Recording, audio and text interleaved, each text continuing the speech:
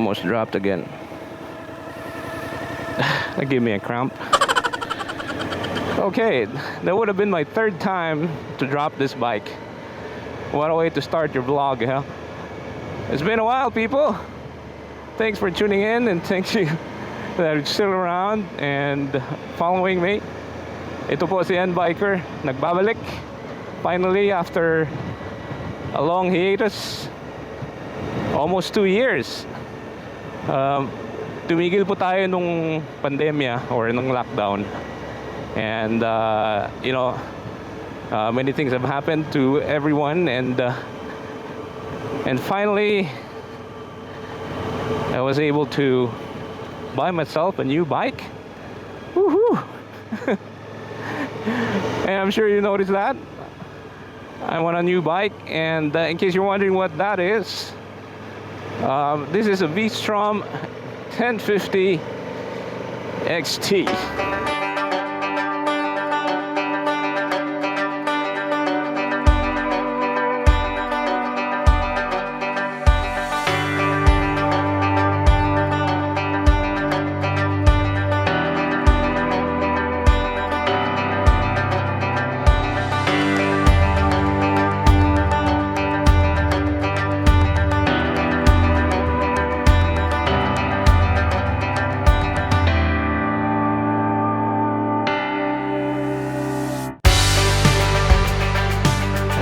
Okay, so we're not going to do a review on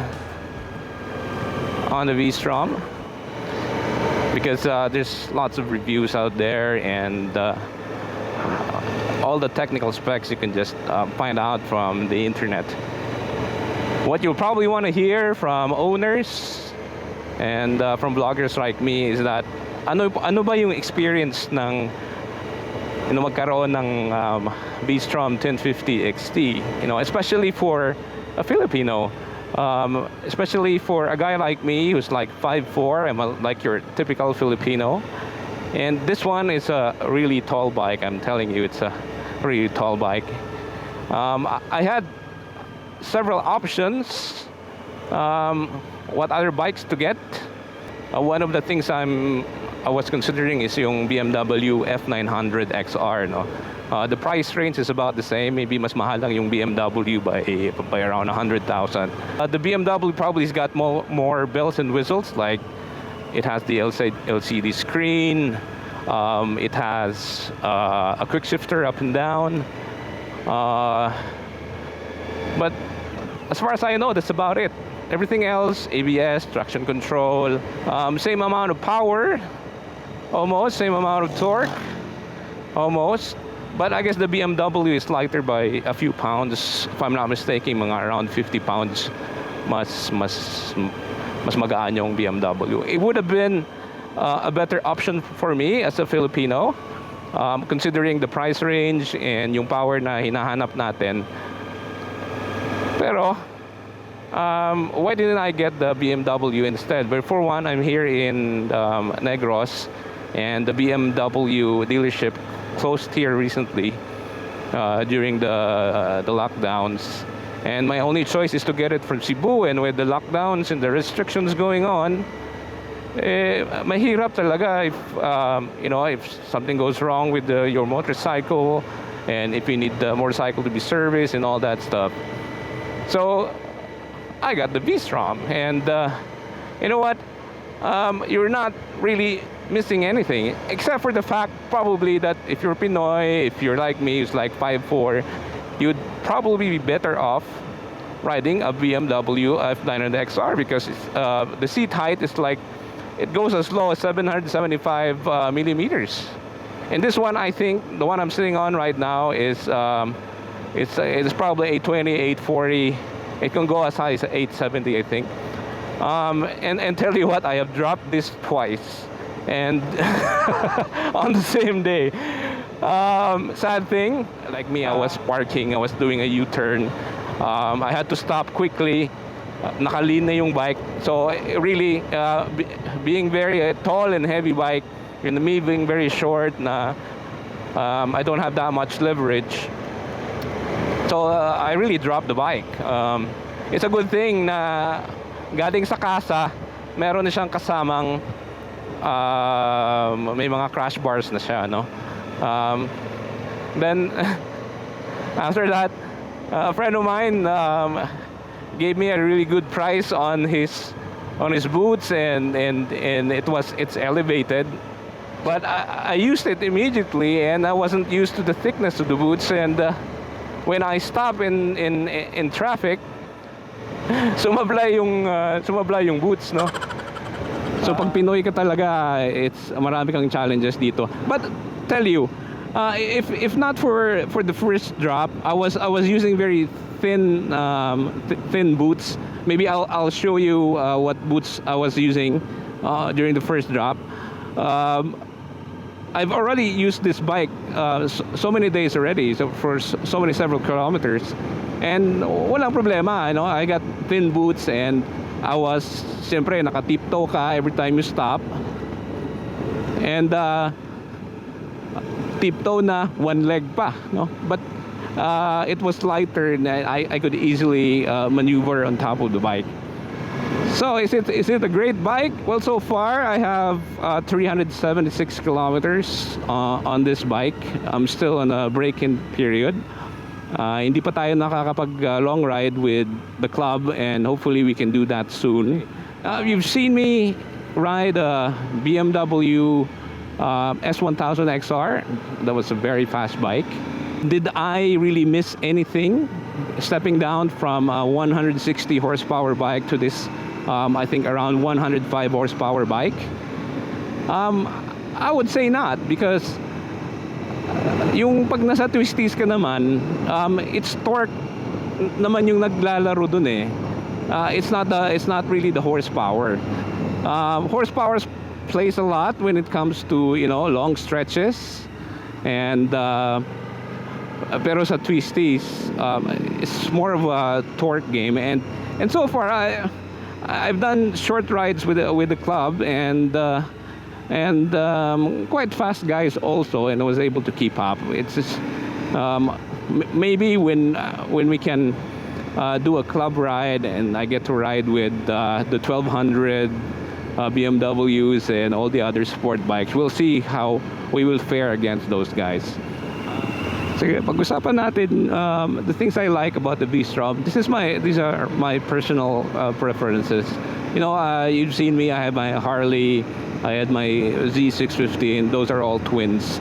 And I sort of like the lazy pace. The twin engines go about their business. They're not slow, but they have really predictable torque, predictable driving dynamics.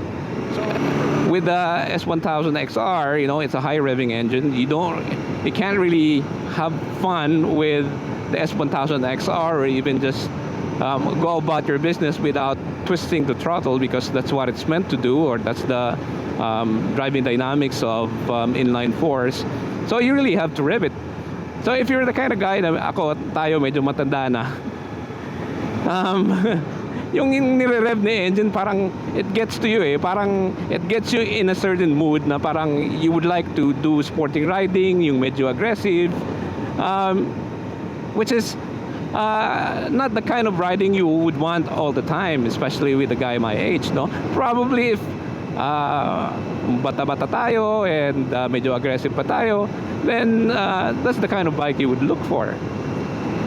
But as far as riding dynamics, yung riding experience niya, kita mo naman, chill lang tayo. We're still going 80, we can do 100, 120, but the engine is not angry. So you, as a rider, you don't get so stressed then, kasi if chill lang yung hanap mo, even if you're riding fast, parang chill pa rin yung behavior niya. So here I'm already 100. The engine is not angry, it's not revving so much.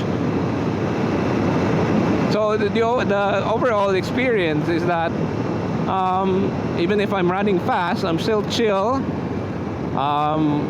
And pagdating mo sa destination mo, you're not so tired because you're not so tense.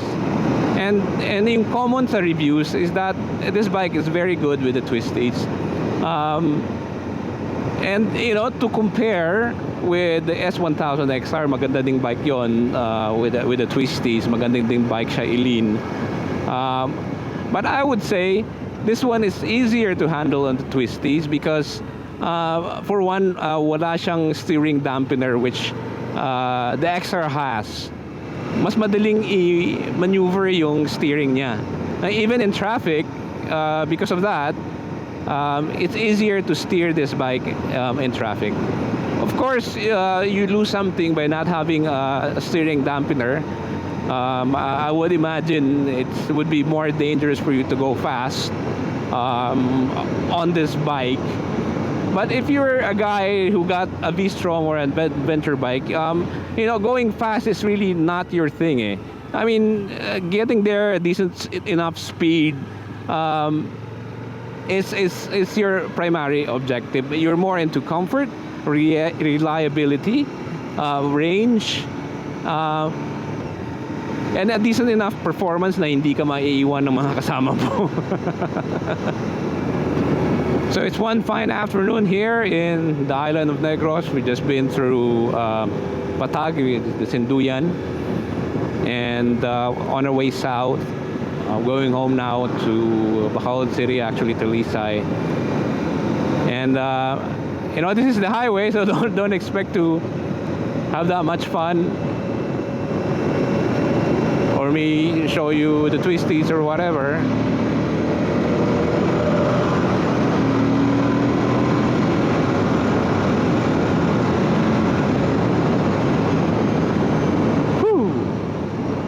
So if you want to push it, it's got it.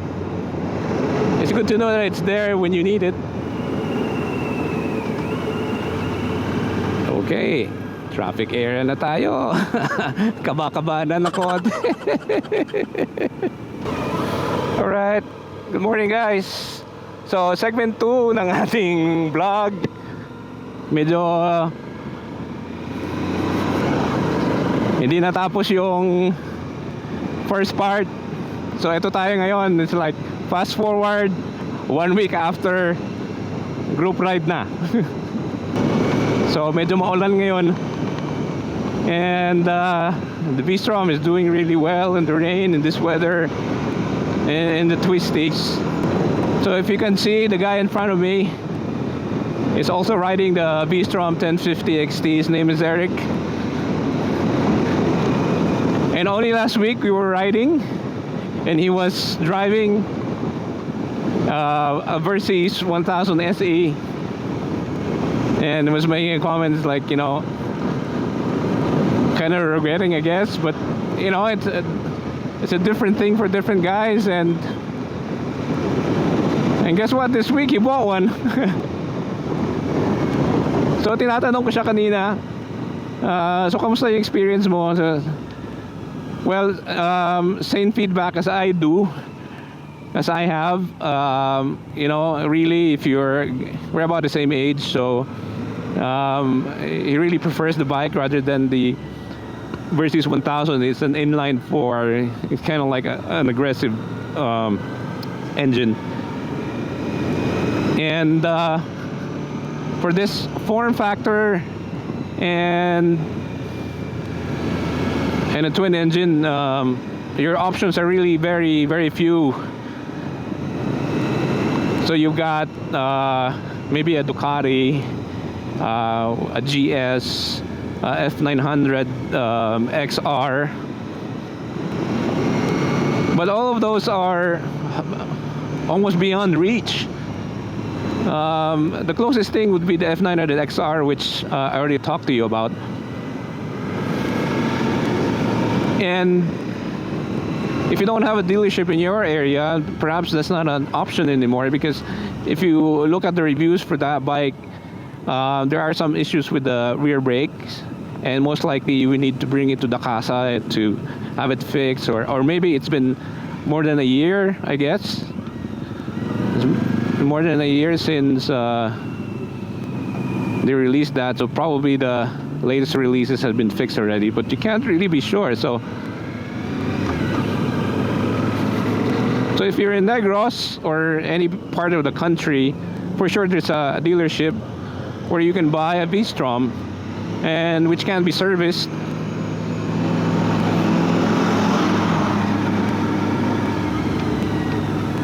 by the same dealership. So I'm sure Des can release that. Motor Trade, I think they do that. But as here in Negros, in Bacolod City, meron tayong Suzuki dealership, big bike dealership. So lots of people are buying the VStrom. And one big thing about the VStrom also, within the same price range and the same category, is yung forma. O, tingnan mo naman si Eric.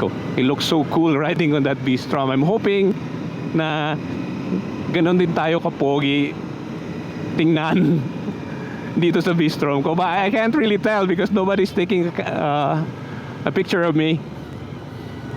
Imagining ko na lang na ako yan, kahit na yellow. So okay, affordable ba sa isang Pinoy yung VStrom 1050 XT? You know, the retail price is $859. The closest thing to it, which is the F900XR in terms of power and form factor and all that stuff, is around $975. So medyo malaki din yun. It's $120,000. That's a lot of money. Then you can probably buy a second-hand Juke 200 with that, or maybe a brand new one. Kung idadaan mo sa bangko, usually bangko walang mga big discounts like they do in the car, which is really a sad thing. Why wouldn't you do that? I mean, what's the difference between a car and a motorcycle as far as financing goes? And there's still insurance. Para din yun. Pero you don't see promos like that when it comes to motorcycles. Pero it's a good thing na rin kasi dati wala talaga nagpa-finance ng big bikes. So usually, yung mga bangko, they would cover you for 70%. The 30%, you have to shell that out yourself, no? Kung financing ka. I'll flash on the screen yung number ni Miss Dang Alunan, manager ng AUB dito sa Bacolod. No? If you're interested in getting a big bike, go contact her. She's been really, really helpful with me as far as getting this bike. And pati yung Suzuki dealership din dito sa Bacolod, madali din kausap. I'll flash to the screen yung number ni Raymond, my agent. And if the 30% would be around 250,000 then plus yung mga insurance mo and everything. So you're probably looking at 270,000 pesos. And there's a way for you if you have a car and dati ka nang kumukuha ng insurance sa car mo, you know na pwedeng i-installment yung insurance. So pwede mo ring i-installment yon if you know the agent, or kahit nga hindi mo kilala sabihin mo installment 4 months. So medyo gumagaan ng konti, no?